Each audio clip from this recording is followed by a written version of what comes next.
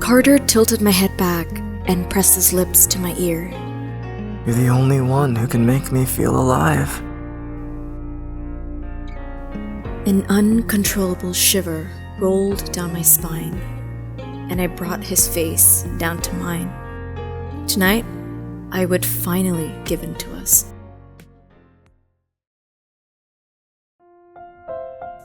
As soon as I woke up, the realization of what happened last night hit me. I had cheated on Aiden and became the one thing I hated the most. I buried my face into my thighs, trying to muffle my sobs.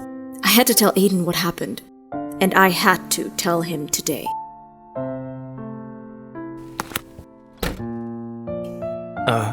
Lace?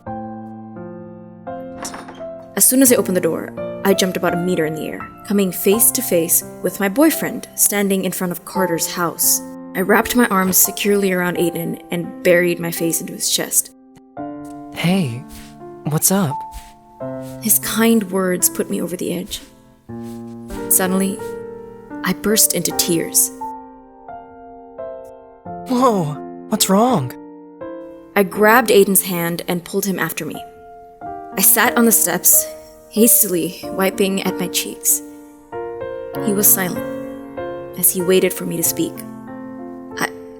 I don't know how to say this, so I'm gonna say it straightforward, okay? Okay. I cheated on you. Silence. It was deafening.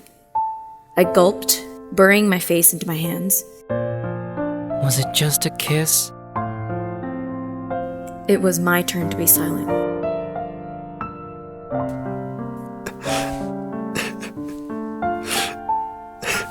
For the love of God, he was crying. I lost it. I cried. He cried.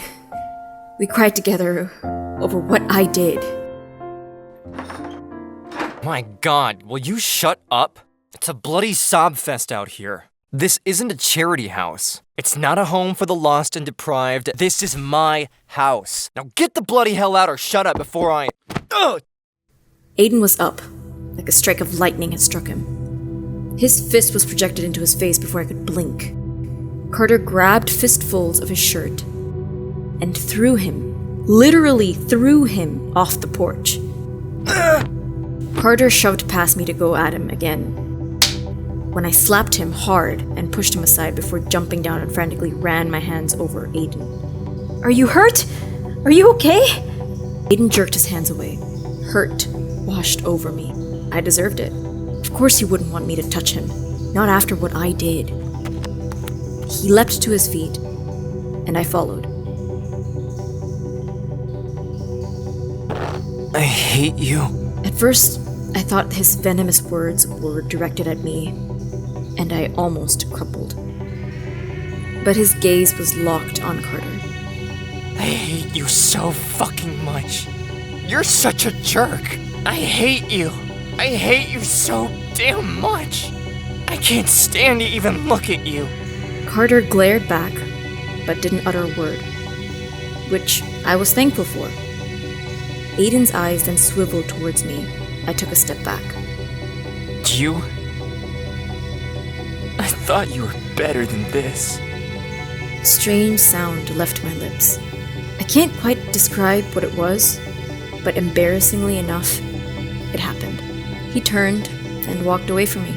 He could have said anything to me, and I would have taken it head on. Those 7 words were enough to undo me.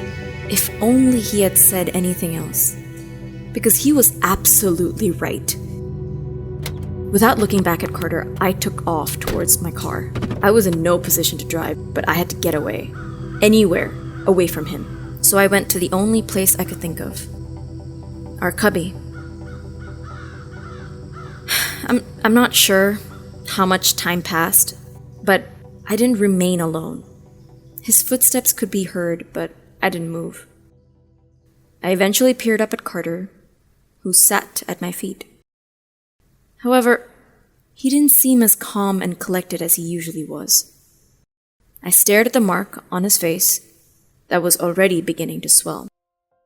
I'm sorry for everything. Not just today. I sucked in a breath as he ran his hand restlessly through his hair. He actually looked nervous. He turned around and looked at me dead in the eyes. God, I'm so sorry, Lacey. For that night, for this past year. You're the most beautiful, amazing girl in the world. I let you slip through my fingers. There are things about that night that you don't know or understand. And when you're ready, I'll tell you. I've gone out of my way to cover the hurt I feel from not being close to you.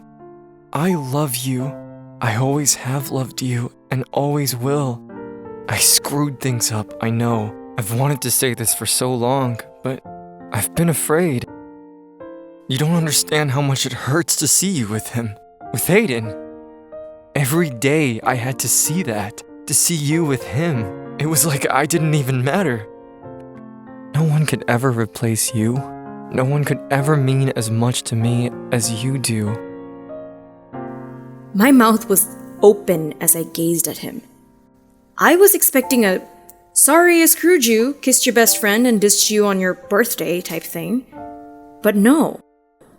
I actually received a heartfelt apology, filled with many of the things I have spent the last year thinking, wondering, asking. My mind was still processing the fact that all my hopes were in fact true.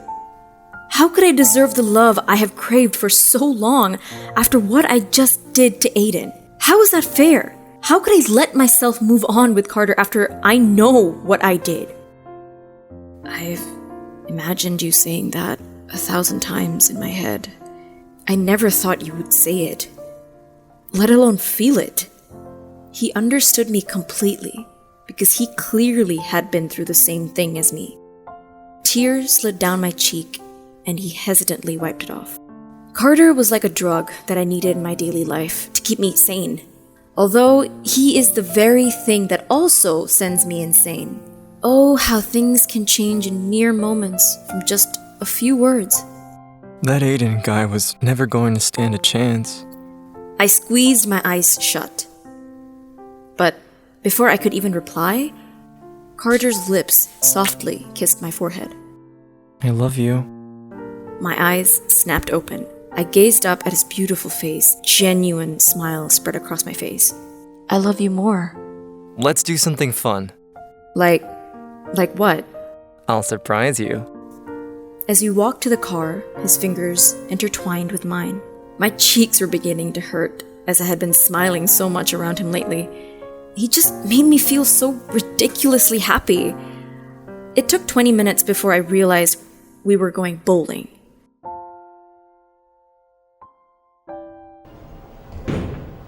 Yay!